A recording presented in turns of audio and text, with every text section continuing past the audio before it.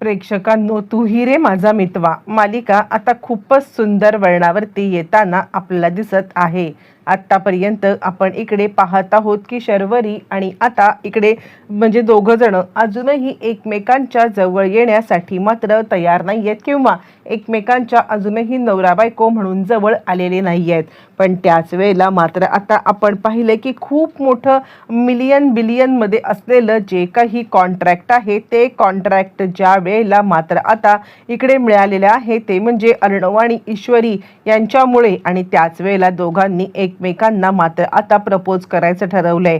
आणि याचमुळे मात्र आता प्रेक्षकांनो मालिकेचा जबरदस्त ट्रॅक आता समोर आलेला आहे. मालिका खूप सुंदर वळणावरती येताना दिसत आहे आणि या सगळ्यामध्ये ईश्वरी आणि अर्णव तर एकत्र आलेत, पण या सगळ्यामध्ये अजूनही खूप मोठी घटना घडलेली आहे.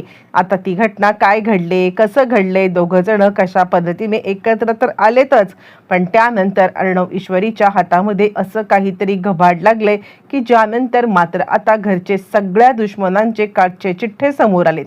काय घडले, कसं घडले, सविस्तरपणे पाहूया. इकडे आता आपण पाहतोय की आकाश आता सांगत आहे ते म्हणजे स्वतः आता इकडे आता नम्रताला की तुला माहिती आहे का, दादानी जे काही करायचं ठरवलं होतं ते आता पूर्ण केलेलं आहे. म्हणजे आत्तापर्यंत सगळ्यांनी दादावरती अविश्वास दाखवला, एका पॉइंटला सगळेजण बोलतायत, म्हणून मला सुद्धा मात्र आता खूप भीती वाटत होती की कसं होईल, काय होईल, दादा या सगळ्यामध्ये यशस्वी होईल की नाही होईल. पण आता एकंदरीतच बघता दादानी मात्र आता सगळं करून दाखवलंय. यावरती नम्रता आता सांगायला लागते, बाद झालं ना, सारखं दादांचं कौतुक करणं हे आता बास करा. कारण काहीही झालं तरी सुद्धा या सगळ्यामध्ये मात्र आता प्रत्येक वेळेला दादा दादा दादा तुमचं स्वतःचं असं काही आहे की नाही आहे. म्हणजे आता काही झालं तरी सुद्धा स्वतःचा निर्णय घ्यायचं, स्वतःला कोणतं तरी पद मिळायला पाहिजे या संदर्भात चर्चा करण्याच्या पेक्षा आता सतत आपलं दादा असं म्हणाला, दादा तसं म्हणाला, हेच करत बसणार आहात का. आणि त्यावरती तो म्हणाला, तुझा प्रॉब्लेम काय आहे, म्हणजे आता मी तुला काहीतरी चांगलं सांगण्याचा प्रयत्न करतोय. खरं तर या सगळ्यामध्ये काहीही झालं तरी सुद्धा मात्र आता म्हणजे या सगळ्यामध्ये दादा आता तू म्हणजे माझ्यासाठी किती काही करतोय, पण तू दरवेळेला त्याला आता असंच काहीतरी बोलत असतेस. यावरती ती म्हणते, बाद झालं हां, सारखं दादा विषय काढू नका, आपल्याबद्दल सुद्धा आता विचार करा. ते दोघं जण बघा छानपैकी त्यांचं आता काहीतरी चाललंय. ईश्वरी मात्र अर्णवसाठी गिफ्ट घेते आहे जिजूंसाठी आणि आता त्यांचं चाललेलं आहे. पण तुमचं काय, तुम्ही या सगळ्यामध्ये ना कधी मला आता गिफ्ट देताय ना काही आणि आता आपलं देवदर्शन सुद्धा अजून राहिलेलं आहे. आणि त्यावरती मात्र आता तो सांगायला लागतो, तुला माहिती आहे का, आपल्या देवदर्शनासाठी आता इकडे स्वतः ईश्वरी बहिणी प्रयत्न करत आहे आणि असं असताना सुद्धा आता तुला या सगळ्यामध्ये अजूनही मात्र आता ईश्वरी बहिणीच्या बद्दल वाईटच वाटते का. आणि यावरती ती सांगायला लागते, सारखं आपलं ते इशू, मला आता खरंच तुमचं काही म्हणणं ऐकायचं नाहीये, बास करा. आणि असं म्हणत ह्या दोघांच्यात भांडणं चाललेत.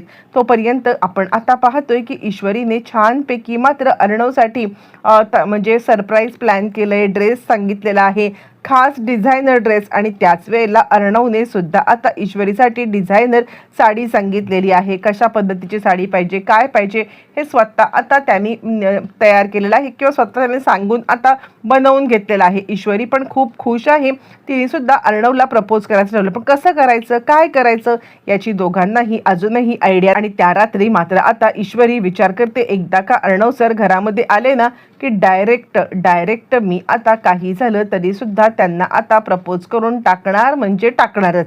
आणि त्याच वेळेला अर्णव आता छानपैकी ऑफिसमध्ये आहे. ऑफिसमध्ये असताना आता इकडे तो ड्रेस रिसीव्ह झालाय आणि अर्णव आता सांगायला लागतो, हे कोणी सांगितलं करायला. आणि त्यावरती मात्र आता त्याला त्याचे मॅनेजर सांगायला लागतात की शिर्के सांगायला लागतात, सर अहो ईश्वरी मॅडमनी स्वतः काहीतरी तुमच्यासाठी डिझाईन करून घेतलंय.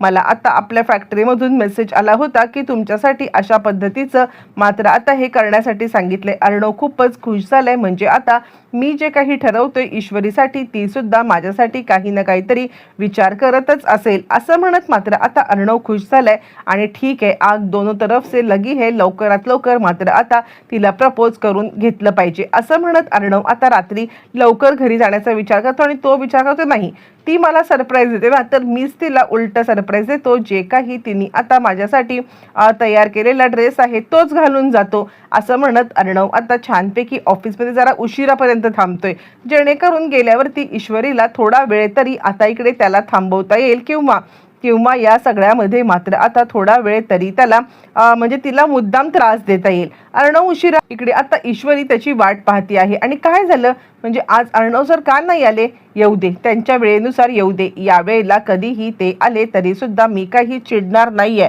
कारण आता चिडून काही उपयोग नाहीये. ईश्वरी काहीही झालं तरी अर्णव सरांना लवकरात लवकर आज आय लव्ह यू म्हणून टाक. लवकरात लवकर काय, असं कसं असतं, प्रेम करायचं ना ते, मग लवकरात लवकर कसं काय, असं ती मनाशीच आपले आपले चाळे करते आहे, मनाशीच आपलं आपलं बोलत आहे. तिला या सगळ्यामध्ये मात्र आता म्हणजे काय बोलावं काय बोलू नये काही कळायला मार्ग नाहीये. पण आता काहीही झालं तरी लवकरात लवकर मात्र प्रपोज करायचं इतकंच तिला माहिती आहे. बरं, हे सगळं होत असताना त्यानंतर मात्र आता अर्णव सुद्धा घरी आलाय आणि ईश्वरी वाट पाहती आहे. तोपर्यंत तिला आता साडी रिसीव झालेली आहे. तोपर्यंत अर्णव घरी आलाय आणि डायरेक्ट ईश्वरीला काहीच न बोलता तो आता गेलेला आहे वॉशरूममध्ये गेल्यावरती तो आता पाहतोय ईश्वरीचं काहीतरी मात्र आता चालू आहे आणि या सगळ्यामध्ये आता तो विचार करतोय काहीही झालं तरी सुद्धा हीच वेळ आहे, मला तिला प्रपोज करायलाच पाहिजे असं म्हणत अर्णव आता या सगळ्यामध्ये कसं प्रपोज करू काय प्रपोज करू याची तयारी करतोय. पण आता त्याच वेळेस त्यांनी आता ईश्वरीने दिलेला ड्रेस सुद्धा घातलाय. ज्या वेळेला ईश्वरीने दिलेला मात्र आता ड्रेस घातलेला आहे आणि त्याच वेळेला मात्र आता ईश्वरी इकडे आरशामध्ये बघून लव्ह यू अर्णव सर असं म्हणण्याची मात्र आता तयारी करत आहे. बरं, हे सगळं होत असताना मात्र या सगळ्यामध्ये इकडे आता ईश्वरी लगेचच काहीतरी बोलणार तितक्यात अर्णव मात्र आता इकडे प्रॅक्टिस करतोय कसं प्रपोज करू काय प्रपोज करू आणि ती आता बेडवरती बसले. अर्णव समोर अर्णव आल्यावरती मात्र आता लगेचच पाहिलेलं आहे ते म्हणजे ईश्वरीने आणि आता आपण दिलेला ड्रेस कसा काय ह्यांनी घातला, अरे असं कसं काय झालं असं म्हणत ती आता पूर्णपणे गडबडलेली आहे. आणि त्यानंतर मात्र आता या सगळ्यामध्ये इकडे लगेचच अर्णव तिला समोर आपण दिलेला ड्रेस बघून ईश्वरी आता हा ड्रेस कसा काय तुमच्याकडे आला, म्हणजे आता खरं तर काहीतरी वेगळं बोलणं अर्णवला अपेक्षित आहे, पण ईश्वरी भांडायलाच लागले. ईश्वरी आता सांगायला लागते हा ड्रेस तुमच्याकडे आला कसा. यावरती अर्णव म्हणतो मी सिंदूर तुझा काय प्रॉब्लेम काय आहे. यावरती ती म्हणते नाही हा ड्रेस कसा काय आला, मला तर हा ड्रेस मात्र आता माझ्या हाताने द्यायचा होता ना. आणि यावरती आता इकडे सांगायला लागते नाही तुम्हाला कसलंच काही नाही आहे, काहीतरी सरप्राईज द्यावं म्हटलं, तुम्हाला काहीतरी तुमच्यासाठी स्पेशल करावं म्हटलं, पण तुमच्यासाठी काही स्पेशल करायचं म्हटलं तरी सुद्धा तुम्हाला काही पडलेलंच नाहीये. झालं मिळाला ड्रेस घातला नवीन, अहो काहीतरी सरप्राईज वगैरे असतं की नाही. आणि यावरती अर्णव म्हणतो मी सिंदूर अगं बघून तरी घे ऐकून तरी घे. यावरती ती म्हणते काही ऐकायचं नाहीये मला, तुमचं आता काय चाललंय. तो म्हणतो काढू का ड्रेस असं म्हणत मात्र आता अर्णव ते कपडे काढून टाकतो. कपडे काढून टाकल्यावरती ईश्वरी आता सांगायला लागते एक मिनिट कशासाठी कपडे काढलेत. यावरती तो आता सांगायला लागतो कशासाठी म्हणजे तूच तर मला म्हटलीस ना की या सगळ्यामध्ये मात्र हा ड्रेस का घातलात असं म्हटल्यावरती ती आता सांगायला लागते सर तुमचं चाललंय तरी काय.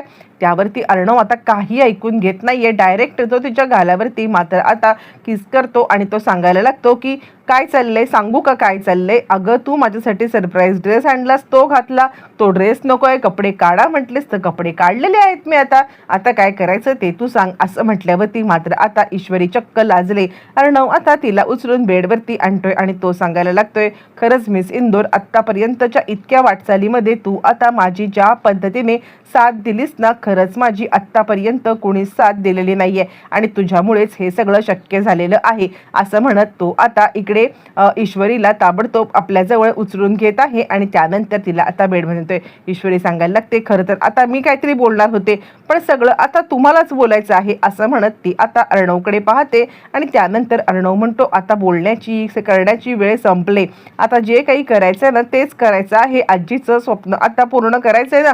आजीला मात्र या सगळ्यामध्ये त्याच्यामध्ये नातवंडाचं तोंड बघायचं आहे आणि त्याचीच तयारी करायची आहे. झालं. अर्णव आणि ईश्वरी दोघं जण छानपैकी आता एकत्र आलेले आहेत आणि आता अर्णवने या सगळ्यामध्ये ईश्वरीला जवळ केलंय. फायनली ज्या क्षणाची आपण आता वाट पाहत आहोत ते दोघं जण एकत्र आलेत आणि इथून मालिकामध्ये आता आपल्या दोघांचे रोमॅन्टिक सीन सुद्धा पाहायला मिळणार आहेत. बरं, इतकंच नाहीये तर आता या सगळ्यामध्ये ईश्वरी अर्णवला विश्वासात घेत घरची भेदी मामी हिचा सुद्धा पर्दाफाश करण्याचा आटोकाट प्रयत्न करणार. कसा करणार, काय करणार, येणाऱ्या भागामध्ये या आणि अनेक प्रश्नांची उत्तरं आपल्याला पाहायला मिळणार आहे.